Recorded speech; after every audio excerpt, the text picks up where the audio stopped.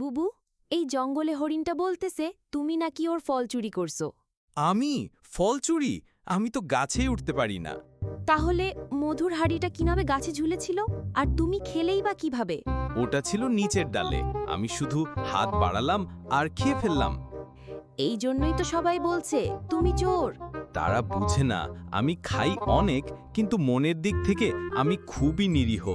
তা ঠিক, নিরীহ কিন্তু ভয়ঙ্কর খাই খাই। ভাইরে মুনা, আমার পেট তো এমনিই কথা বলে। তুমি শোনো নাই কাল রাতে? শুনেছি তো, মনে হচ্ছিল ভূত পেটের ভেতরে হাহাকার করতেছে।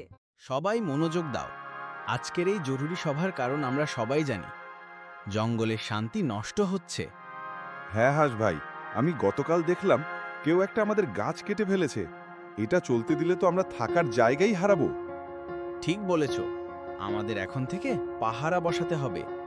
দিনের বেলা একদল, রাতে আরেক দল। আমি পাহারার দায়িত্ব নিতে রাজি, কিন্তু খাবার, আমাদের ফলগুলোও তো কমে যাচ্ছে। এই বিষয়ে আমরা পরের সভায় বিস্তারিত আলোচনা করব। আর সবাই সাবধান থাকবে, বুঝলে?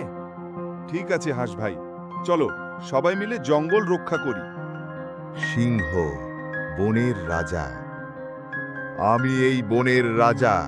আমার চোখের সামনে অন্যায় হবে আর আমি চুপ থাকব? তা কখনোই হবে না। গত কয়েকদিন ধরে আমার প্রজারা আতঙ্কে আছে। কেউ গাছ কাটছে, কেউ খাবার চুরি করছে। যারা এই জঙ্গলকে ভালোবাসে তারা সব কাজ করতে পারে না। আমি গত রাতে পাহারাদার পাখির কাছ থেকে খবর পেয়েছি চুরি হয়েছে আবারও। আমি কাউকে ভয় পাই না। যেই দোষী হোক, আজ সে ধরা পড়বেই। যদি কেউ নিজের দোষ স্বীকার করে তবে শাস্তি লঘু হবে।